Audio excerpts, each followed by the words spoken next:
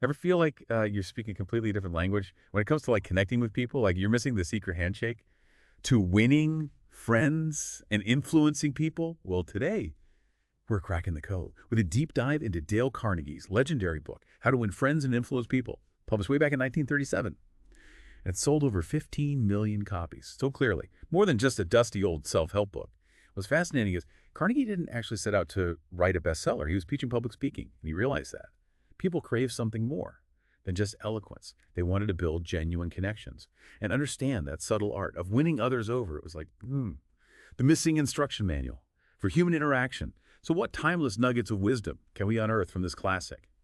First up, let's talk about the power of genuine interest. This isn't just about politely nodding your head while someone drones on and on about their prize-winning dahlias. Carnegie argues that taking a sincere interest in others is the bedrock of any strong relationship. He tells this great story about a dinner party where he found himself seated next to a botanist. Now, I can already feel my eyes glazing over, but Carnegie, being the master of connection that he was, listened intently to the botanist, asking insightful questions, soaking up every detail, and guess what? The botanist later raved about him, called him a brilliant conversationalist. The takeaway here, sometimes the best way to connect is to simply zip it and actually listen. We all secretly love talking about ourselves. Right, so making someone feel heard and understood is like hitting the jackpot of likability. It's about making them feel like they're the only person in the room, even if you're secretly wishing you were back home with your Netflix queue. Now, speaking of making a good impression, Carnegie stresses the importance of remembering names. It sounds simple enough, but let's be honest. How many times have you awkwardly fumbled through an introduction, desperately trying to recall someone's name? It's like trying to remember the Pythagorean theorem during a pop quiz. But Carnegie believed that using someone's name is like a magic spell. Makes them feel valued, respected, and downright special. Even highlights his politician, Jim Farley, who had an uncanny knack for remembering names. Farley wouldn't just learn a name. He'd gather intel like a secret agent, memorizing details about their family, their work and interests, anything to solidify that name in his memory. Talk about making an unforgettable impression. But what if you're not blessed with a steel trap memory? The point isn't about having photographic recall. It's about demonstrating that you care enough to put in the effort. It's like bringing someone their favorite coffee order, a small gesture. That speaks volumes. And speaking of effort, let's tackle a topic that requires a whole lot of it: avoiding arguments. We all know those people who love a good debate, who thrive on conflict like it's their oxygen. But Carnegie, being the voice of reason, believed that arguments are rarely productive and often leave relationships bruised and battered. He even recounts a time when he was at a party and someone misquoted Shakespeare. Now, you just know someone was itching to correct that, right? But instead of jumping in to be the literary hero, Carnegie took a deep breath and let it slide. He later learned from his friend, Frank Gammond, that it's wiser to avoid the acute angle. I love that phrase, avoid the acute angle. It's like gracefully maneuvering around a sharp corner instead of crashing headfirst into a wall. Basically, it's about choosing your battles and understanding that sometimes letting someone save face is more valuable than winning a pointless argument. Carnegie backs this up with a story about a truck salesman who encountered a customer who was dead set on believing that their current truck was the epitome of automotive perfection. Now, most salespeople would probably launch into a full-blown product smackdown.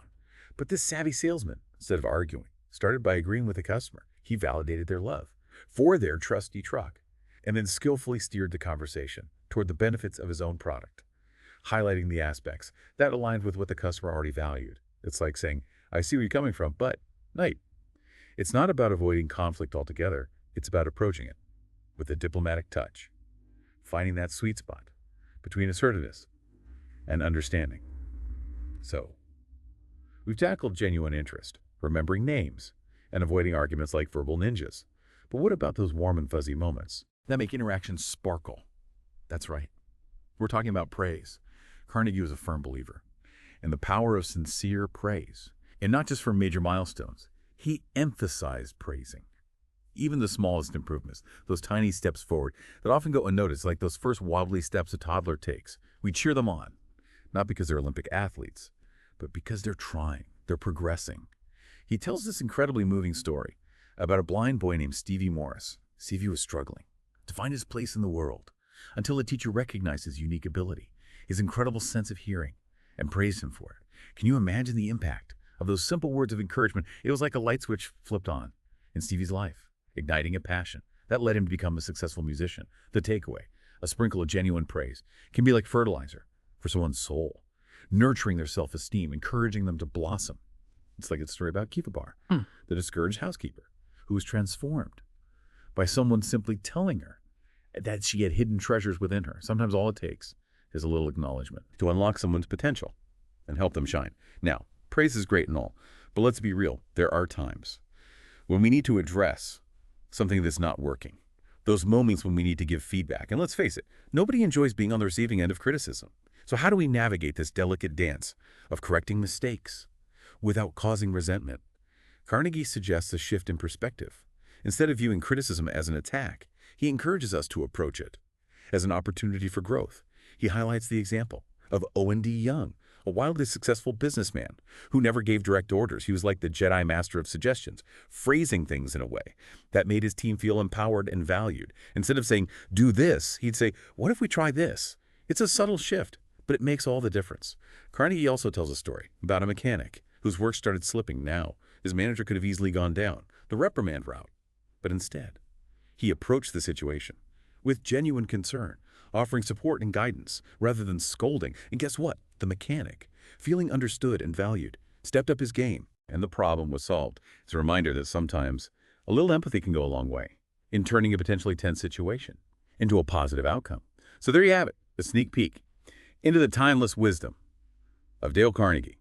We've explored the power of genuine interest, mastering the art of remembering names, navigating arguments with grace, sprinkling praise like confetti, and even transforming criticism into a learning opportunity. But hold on tight, because this deep dive isn't over yet. We've got a whole lot more to uncover. So stay tuned for part 2, where we'll delve even deeper into the psychology of winning friends and influencing people. Welcome back. We're knee-deep in Dale Carnegie's How to Win Friends and Influence People, unearthing strategies for connection that are as relevant today as they were back in the 1930s. Last time, we left off talking about transforming criticism into a learning opportunity. Now let's dive into a concept that might make you raise an eyebrow. Carnegie argues that criticism, more often than not, backfires. It's like trying to put out a fire with gasoline. It just creates more chaos and resistance. He even brings up infamous figures like Al Capone and Two Gun Crowley, hardened criminals, mind you, who, despite their laundry list of offenses, refuse to take any blame for their actions. If these notorious gangsters wouldn't admit fault, what hope do we have with everyday folks? Carnegie suggests that our knee-jerk reaction to criticism is often defensiveness, not self-reflection. We'd rather build a wall of justifications than acknowledge our missteps. He shares a pretty telling anecdote about President Taft, who, even after facing harsh criticism from Teddy Roosevelt, maintained, "I don't see how I could have done any differently." It's like that saying, we judge ourselves by our intentions and others by their actions. So if criticism rarely leads to the desired outcome, what's the alternative? How do we address problematic behavior without alienating people? Well, buckle up, because Carnegie has a whole toolkit of strategies, and they're more subtle than you might think. First up, he advises us to begin in a friendly way, like a warm handshake, instead of a cold shoulder. It's about creating a positive and receptive atmosphere. Even when you're dealing with a situation that makes you want to pull your hair out, think of it like this. You're more likely to win someone over with a honey glazed compliment than a vinegar-soaked critique, right? It's about disarming their defenses and creating a space where they feel safe enough to actually listen to what you have to say. Carnegie then suggests a tactic that's almost sneaky. In its brilliance, get the other person saying, yes, yes, immediately. It's like planting seeds of agreement, subtly nudging them towards your way of thinking, without them even realizing it's happening. He illustrates this with a story about a salesman who encountered a customer, utterly convinced that their current product was the holy grail of whatever it was they were selling. Instead of challenging their deeply held belief, the salesman started by agreeing with them. He validated their perspective, creating a sense of camaraderie before gently introducing the benefits of his own product. It's like saying, you have great taste, and this other option might also tickle your fancy. But here's where it gets really interesting. Carnegie believes in the power of silence, not the awkward elevator music kind of silence, but the active, attentive kind, where you genuinely listen to what the other person has to say. He argues that letting the other person do a great deal of the talking not only makes them feel heard and understood, but it also gives you valuable insights into their motivations and perspective. It's like being a detective gathering clues. The more you listen, the better you understand the case. He tells a story about a salesman who was facing a particularly tough client. Instead of launching into his usual pitch, he decided to just listen. He let the client vent their frustrations, express their concerns, and basically unload everything that was on their mind. And guess what? By simply listening attentively, the salesman built a connection. That eventually led to the client opening up to his ideas and placing a substantial order. The takeaway here, sometimes the best way to influence someone is to simply shut up and listen. It's counterintuitive, but it works. But wait, there's more. Carnegie throws in another curveball. Make the other person feel that the idea is theirs. Nobody likes to be told what to do right. We all have that inner rebel who loves to resist authority.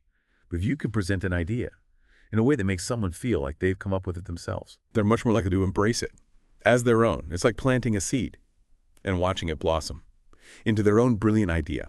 He illustrates this with a story about a manager who needed his team to take on a challenging project. Instead of barking orders, he presented the problem to them and asked for their input.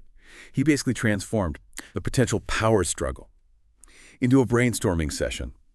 And the team, feeling empowered and engaged, came up with creative solutions and took ownership of the project. So we've covered a lot of ground already, from understanding the pitfalls of criticism to the art of subtle persuasion. But Carnegie's not done yet. He still has some wisdom to drop on us. So stay tuned for part 3, where we'll explore even more strategies for connecting with people in a way that feels genuine, respectful, and dare I say manipulative. In a good way, of course. Welcome back, friends. We're wrapping up our deep dive into Dale Carnegie's How to Win Friends and Influence People. And let me tell you, this book is like a treasure chest of wisdom that stood the test of time. We've already uncovered some game-changing strategies for connection and persuasion. And today, we're diving into the grand finale, the pièce de résistance, the cherry on top of the human interaction sundae. Carnegie kicks things off with a principle that might seem obvious, but it's often overlooked in the heat of the moment. Begin in a friendly way. It's like that saying, you catch more flies with honey than with vinegar. Even when you're dealing with a situation, that makes you want to channel your inner Gordon Ramsay. A friendly approach can work wonders. Carnegie provides a striking example of this in action. He recounts how John D. Rockefeller, facing a bitter labor strike, managed to win over the angry workers. Now, you'd think a tycoon like Rockefeller would just throw money at the problem, or maybe hire some intimidating security guards, but instead he did something completely unexpected. He addressed the workers with respect and understanding. He acknowledged their grievances, highlighted their shared interests, and basically treated them like human beings, not just cogs in his capitalist machine. The result, the tension diffused, and the workers, feeling heard and respected, were more open to finding a peaceful resolution. It's a reminder that, even in the most heated conflicts, a little bit of honey can go a long way. Now remember that sneaky tactic we talked about earlier, getting the other person to say yes, yes immediately. Well, Carnegie doubles down on this strategy, emphasizing the power of starting with points of agreement. It's like building a bridge of common ground before venturing into more treacherous territory. He illustrates this with a story about a salesman who encountered a customer utterly devoted to their current product. Instead of trying to convince them otherwise, the salesman cleverly started by agreeing with them. He validated their choice, creating a sense of camaraderie before subtly highlighting the advantages of his own product. It's like saying, you have excellent taste, my friend, and this other option might also pique your interest. But here's where Carnegie throws in a curveball that might make some of you introverts rejoice. Let the other person do a great deal of the talking. Now, this doesn't mean you just zone out and think about what you're having for dinner. It's about active listening, about truly absorbing what the other person is saying and making them feel like their words matter. He tells a story about a salesman who was facing a particularly tough client. Instead of launching into his usual song and dance, he decided to simply listen. He let the client vent their frustrations, express their concerns, and basically pour their heart out. And you know what? That simple act of listening created a connection that eventually led to the client opening up to the salesman's ideas and placing a significant order. The takeaway here is that sometimes the best way to influence someone is to simply shut up and listen. It might go against our instinct to dominate the conversation, but trust me, it's a powerful technique. And now for the grand finale, the move that separates the amateurs from the masters of persuasion. Make the other person feel that the idea is theirs. Nobody likes being told what to do. We all have that stubborn streak that makes us resist anything that feels forced upon us. But if you can present an idea in a way that makes someone feel like they've come up with it themselves, they're much more likely to embrace it as their own brilliant brainchild. Carnegie tells a story about a manager who needed his team to take on a challenging project. Instead of barking orders like a drill sergeant, he presented the problem to them and asked for their input. He basically turned a potential power struggle into a brainstorming session, and the team, feeling empowered and engaged, came up with creative solutions and enthusiastically took ownership of the project. It's like planting a seed and watching it grow into their own beautiful idea. So there you have it, folks. We've reached the end of our deep dive into Dale Carnegie's How to Win Friends and Influence People. We've explored the power of genuine interest, the magic of remembering names, the art of navigating arguments, the importance of praise, the transformative power of criticism, and the subtle strategies of persuasion. Remember, these principles aren't just dusty old relics from a bygone era. They're timeless tools for connection and influence that can help you build stronger relationships, navigate challenging situations, and ultimately win friends and influence people in your own unique way. So go out there, be genuinely interested, listen attentively, praise sincerely, criticize constructively, and always remember, the most influential people are those who make others feel like they matter